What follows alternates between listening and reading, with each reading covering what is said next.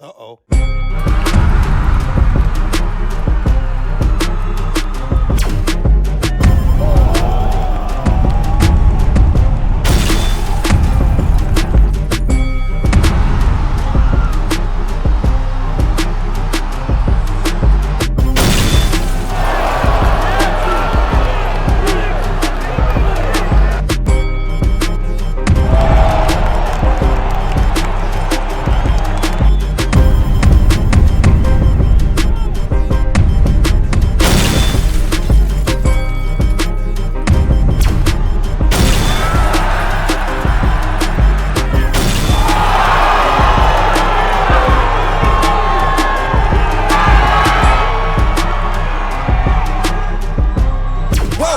Motherfucking relay. We're covering today's top boxing news.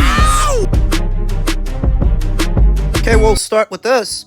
Another look at what is Tia May Ayton's pro debut set to go down this weekend on the undercard of Galal Yafai's next fight. She will be facing Hungarian journeywoman Sarah Orszagi. Whatever.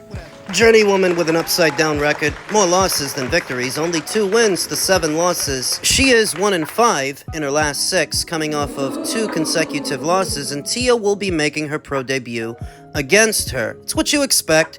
It's a developmental fight, a bring-along fight. It's a pro debut. Yeah, a lot is being made of Tia's combat background, that she is undefeated in about 300 fights. I believe many of those are kickboxing matches. Kickboxing. She's transitioned from kickboxing into boxing. 18 years old. I heard Eddie Hearn talk about this fighter and this fighter's punching power. Sometimes I think it's better to just let the fighter and let the fight speak for itself. Don't give anything away.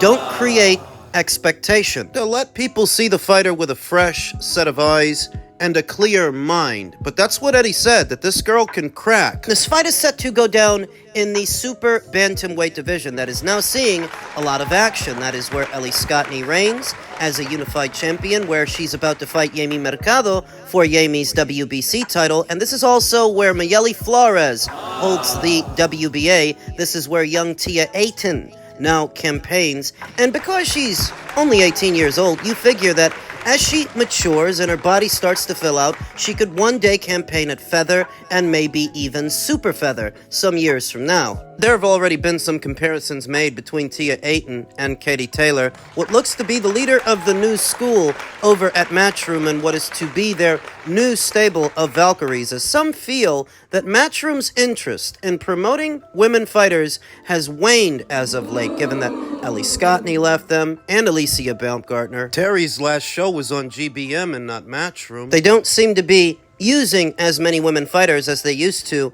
in previous years. Is that because their interest is waning? I don't think so. I think they're waiting out some situations in the background. We know that Boxer may be between broadcasters very soon. Boxer that promotes Karis Artingstall, promotes Lauren Price, and so you figure that if they cannot accommodate those 2 Olympians, they could always go to Matchroom, and maybe that's something that Matchroom is waiting on. Clarissa Shields' next fight with Lonnie Daniels is set to be her final fight of her existing Salida Promotions deal, and you never know, maybe Matchroom might pick her up. I think that what we're seeing, Matchroom's female stable thinning out, could be deliberate. They're gonna pick up a few new faces, a few new fighters, and they're waiting on certain things to happen, because if they weren't interested in women boxers anymore, they would not have signed 18-year-old Tia May Ayton. I imagine this will be the first of several fights that Tia has this year. There's enough time to get her about 2 to 3 developmental fights with what remains of 2025. I don't expect the opponent selection to be all that ambitious for an 18-year-old in her first year as a pro boxer. And I don't expect that she's going to target any world titles anytime soon. No, the division needs to sort itself out. So it's going to be a while before Tia starts fighting in those eliminators and fighting for alphabet titles. For now, keep your eyes peeled for Tia May Ayton's pro debut this weekend on the undercard of Galal Yafai's next fight. Elsewhere in the world of boxing, the continued reactions to Brian Norman's big highlight reel knockout earlier today in Japan. The guy who goes by the name Easy Bands official said, In my opinion, Brian Norman bet on himself and has proved that he is must-see TV. Then why did Top Rank ship him out to Japan? Now he's got leverage going into any negotiation, be it with Boots, who's always changing his mind, or Teofimo, Rowley, Haney, Barrios, Pacquiao. Leverage? I'm sure Turkey will be looking to feature B. Norman after his performance. Turkey wants fireworks, and Brian has had 4th of July fireworks since Santi Leon. I'm still stuck on how knocking out a nondescript Japanese fighter gives him leverage over all those other guys. Leverage how? Why couldn't Eddie wait 2 months to make the Boots fight? It's not like he has any fights for Boots right now anyways. Crawford waited for years to get the undisputed fight at 147. Once again, Boots making questionable impulse decisions. Impulse decisions? He consulted with doctors who told him he's malnourished. He's only performing at 50%. There's nothing impulsive about Jaron Ennis moving up to junior middleweight. We've known for a while now that as big as he is, as a welterweight, he's on borrowed time. Brian Norman had well over a year to play ball with Boots, and you seem to be running spin for him. You're asking why Boots couldn't wait 2 more months? Why didn't Brian Norman just take the goddamn fight last year? That's not even the dumbest thing this guy said. The dumbest thing that he said is now Brian Norman has leverage over Boots, Teofimo, Rowley, Devin, Barrios, Pacquiao, because he knocked out Jin Suzuki? What are you, a moron? No, he's just a slave to the moment. Like many boxing fans, he watches Brian knock out a guy that most people know he's gonna knock out, and he's falling out of his seat with excitement. So now he thinks that he's the A-side fighter to all these guys, to all these people. Because when you say this guy's got leverage, that's gotta be what you're talking about. I just don't know what leverage you think he has. He mentions Turkey using him in his Ring Magazine or Riyadh season shows, and I don't dismiss that possibility, but at the end of the day, you still need opponents. You still need fighters to fight you and guys that are going to play ball, and I can tell you right now, I don't think Teofimo's going to. Teofimo walked away from $8 million to fight Devin Haney. You think he's going to walk into a Brian Norman fight? No. Rowley blew off the idea that he should fight Jaron Ennis because he's targeting the winner of Pacquiao versus Barrios. So what the hell makes you think that Brian Norman is on his radar? Devin is likelier to fight Richardson Hitchens than Brian Norman. You're making it seem like Turkey LL Sheik, if he even does take an interest in Brian Norman, is some sort of a fail-safe when he couldn't get Devin Haney the Gervonta Davis fight.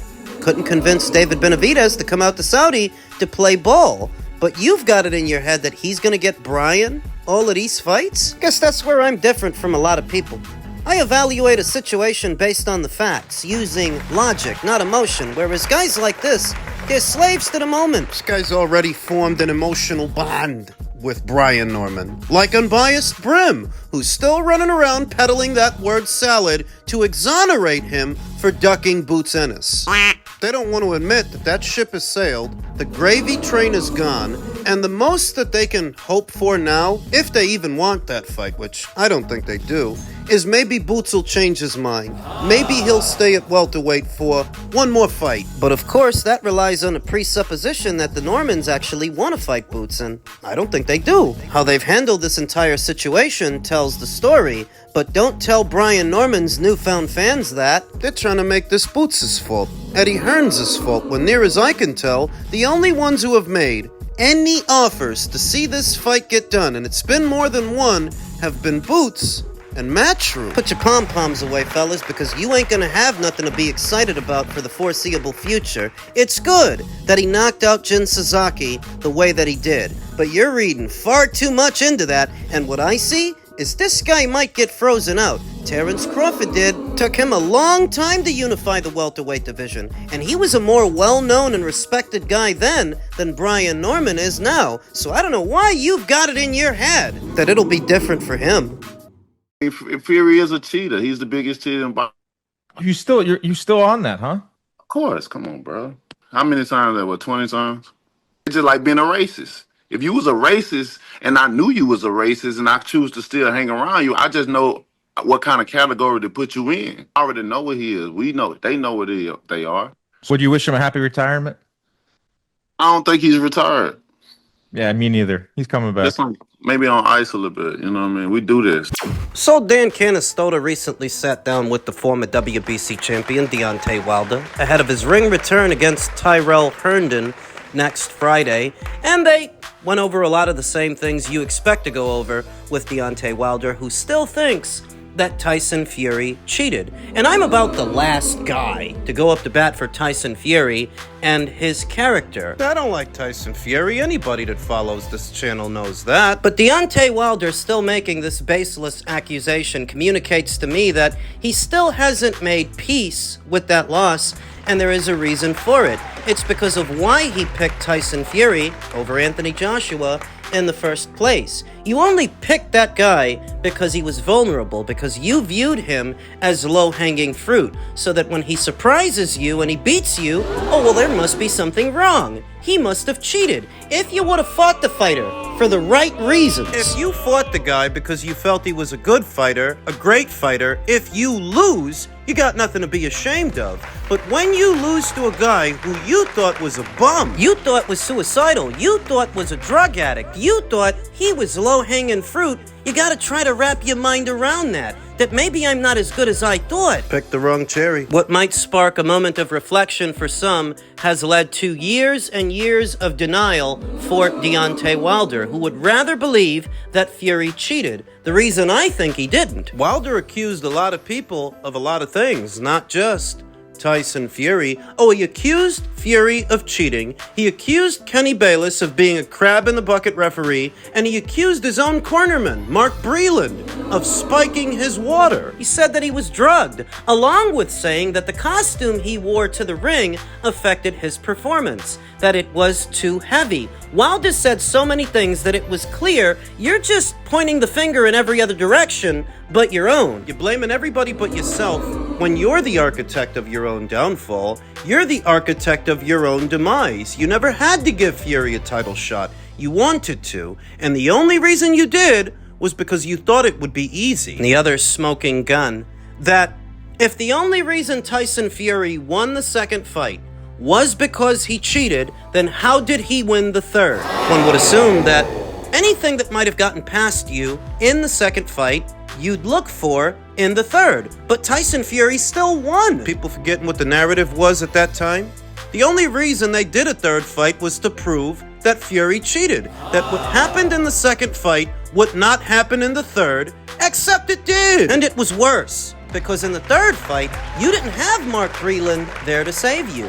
You didn't have Mark Breland there to throw the towel. So you got put down. Down! So that if Deontay Wilder is still talking about this all these years later, it's because he hasn't made peace with it. He hasn't recovered from it. The spiritual journey, the ayahuasca, none of it made the least bit of difference, because all these years later, he's still saying the same thing. And the real reason that psychologically Deontay was never able to recover from that loss is because he fought that fighter for the wrong reasons. I reiterate, if you figure that you're fighting one of the best fighters in the world, one of the best fighters in a sport, when you lose, you ain't got nothing to be ashamed of. He's ashamed. I know he doesn't want to admit it, but that's what you're looking at. That's what you're seeing. He's ashamed, and he would rather seek refuge in denial and baseless accusations than face the ugly truth. Everything that happened is your fault. No, it doesn't feel like it, but it's been a year since the Zhilei Zhang fight in June of last year, where Deontay was violently knocked out. It's been that long. He's fighting an unheralded gatekeeper, an unheralded journeyman in Tyrell Herndon, and most expect Deontay to at least be able to beat him. If and when he does, what does he do after that? Will Deontay Wilder fight Anthony Joshua? Let's get it on. Baby. Yeah, let's get it on. We got to see it. That's what everyone wants to see. As long as he in the division, I'm in the division, I'm always willing to fight. I do still have a fucking feeling about certain things, but we're not going to go into it because we all know the truth. The truth is that the Anthony Joshua fight was made. He had a fight in the interim, you had yours, and he held up his end of the bargain, but you didn't. That's the truth. Joseph Parker beat you, then Zhilei Zhang beat you. And you can't pretend that you were sabotaged when you were widely perceived as the favorite going into the Joseph Parker fight. Joseph Parker, who had already been knocked out by Joe Joyce and decisioned by Anthony Joshua and Dillian White before that. No, nobody threw a monkey wrench into the plans. You got beat by a guy you were expected to beat. That's the truth. And not a national conspiracy, the direction that Deontay Wilder tends to lean on whenever he can't hold up his end of the bargain. I've long maintained that Deontay Wilder is nowhere near as good as people make him out to be, and his devastating power is more a byproduct of creative matchmaking Then genetics. Derek Chisora spent the first 7 years of his boxing career boxing at guys that Wilder was boxing. He'd be called the Bronze Bomber. Same applies to Anthony Joshua, Daniel Dubois, Philippe Hergovic, you name them. If those guys started out their careers fighting the guys Wilder was fighting, they'd all be knockout merchants. You will notice that Deontay Wilder's ring return is not part of a PBC on Amazon promotion. It's not a Turkey LL Chic show, not a Matchroom show, but it's not a PBC show either. Priced moderately at just $24. As opposed to the $80 the PBC usually charges for one of their pay-per-views. You have to wonder, why didn't he go back? If his relationship with Matchroom and Turkey is terminated, why didn't he just go back to the PBC? Why indeed. Believe it or not, the Anthony Joshua fight isn't all the way dead. Now, it's not what it was. It certainly isn't for Undisputed. It's not as historic or big, scintillating as it used to be, but it's still a fight that if you made it, it would draw a crowd, and it would still sell some pay-per-views. What lingers?